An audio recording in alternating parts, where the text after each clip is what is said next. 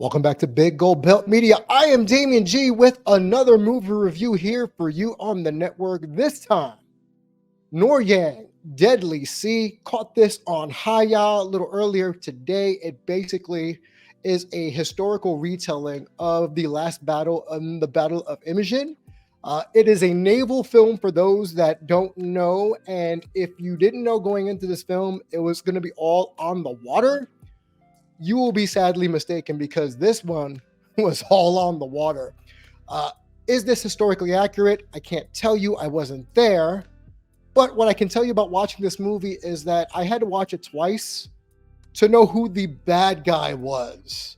Because a film about war, where there's a lot of exposition to give you kind of the dimensions of the characters and things of that nature, can bog down the narrative, can bog down the film, especially if you're here waiting to see a Battle of Catan where there's a whole bunch of cannons and fighting and anything that you're used to from hardcore action. This ain't that. I'm gonna tell you right now, this is not that. Noryang is more of a soap opera that turns into a war film, if that makes sense. And the first hour, for me personally, was a drag. This movie dragged on. It was 2.5 hours. You could have cut off about maybe an hour off the film and it would have been great. I didn't need to know about every single character's backstory. And if you're like me and you're not fully invested within the first 10 minutes, you might tune out. And I had to come back to this movie a couple of times. As I said before, I had to make sure I knew who the bad guy was. And as I was watching this film and I'm realizing there are no good guys in this film. Take away the historical relevance, like I said, of the Battle of Imjin. Take that away. I'm talking about strictly if you don't know the lore and you went into this movie blindfolded, you would not know who the bad guy is in this film because war is dumb. That's the main thing I got from this film is that the motivations of war and the machinations of war, they vary per person. The reasons why people go to war, especially back in the 1500s, protecting pride, protecting land, protecting self, way of life, manifest destiny wars, what have you. But watching this film, I found myself being more intrigued about why this is even a thing in terms of watching this narrative play out. This centered around three specific admirals and generals, a team up of multiple proportions to take down the Japanese army because they're trying to retreat right after the Battle of Noryang because they're trying to make a beeline back home. And that's not happening. The Ming Dynasty, along with the Korean admirals, they are trying to stop them from escaping, right? So in 300 fashion, they try to minimize this battle of the Battle of Noryang in a peninsula. Essentially, we need to do this before a set amount of time in order to win this war.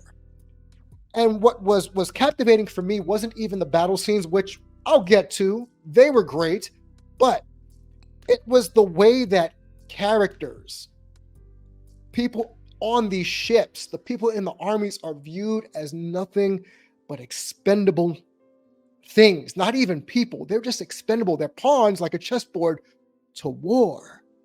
And that's where I felt myself watching this film. It's from the people in the galley ships, from people who may have been brimmed as traitors. No one survives this film in terms of me feeling bad or not feeling bad for this character. Everybody, for me, was, did this person really have to die? Like, damn, all these people sacrificed. I know I am a big proponent of action films. And I know we watch films to be entertained and to kind of disconnect from the real world.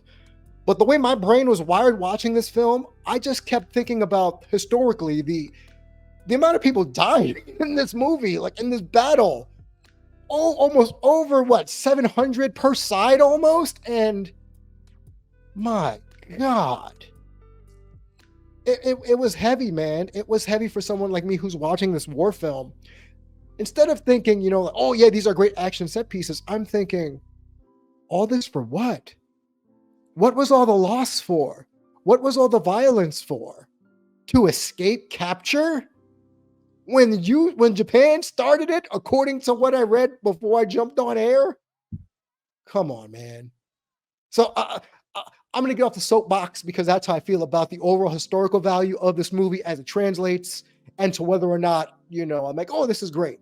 Okay. For me, this knocks it down a couple of pegs. So what I'm going to talk about is what I liked about this film. I enjoyed, despite my feelings on war in general, the battle scenes. The battle scenes were visually stunning, borderline visceral, because mofos was dying. People were dying in this movie from all walks: beheadings, slashings, being shot, blown up, body parts, dismemberment, flying over there, flying in the ocean. There was a lot to keep track of during these fight scenes.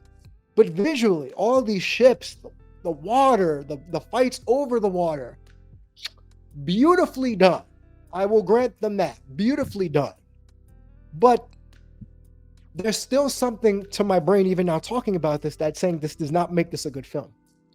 This did not make this a good film. Yes, this was called The Sea of Death. And yes, they delivered on the Sea of Death during this movie, because the body count, the dead person body count, is in the thousands. Now, for 153 minutes of runtime, listen here, Big Stone Pictures, you could have cut out about 15, 20 minutes. You made me try to care about all of these men going into this battle, because that's the whole point. Somebody has to be the protagonist, someone has to be the antagonist. But can you have a film like I just saw that has nothing, to me, but a bunch of antagonists? That's what this film was. So I'm going to give it positives on the visuals. I'm going to give it positives on the musical score. Man, if there's one thing that I've gotten from watching these types of films, especially on Haya or anything like that, is the score is often so wonderful that you are immersed in these films because it's art. I'm not going to say this isn't art. This is artful. This is artfully done. I just don't like the subject matter. I just don't like the fact that I'm led to believe that there are good guys in this film, and there wasn't. And again, this is a historical retelling. I wasn't there at the Battle of Imjin. I don't know. I did some research and still thinking to myself, if this is a sensationalization of the battle, no one made it out well in this film. Yes, this shows me that people are willing to die for a cause. But some of the people in this film, some of the workers on these ships, the swabbing of the deck, any kind of military nonsense you want to throw out there, they were disposable. And for someone like me who pays attention to these things, very disposable. And part of the reason I didn't like this film. And yes, this is a continuation of the Admiral Roaring Currents. Fine, I get it. It's a trilogy. This is the end of the trilogy. Big Stone.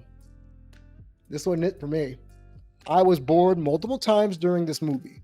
I had to turn it off, come back. Turn it off, come back. Made dinner, came back. Watched this film. It took me about 4 different viewings on the screener before I even got back to the second viewing to fully immerse myself in this movie.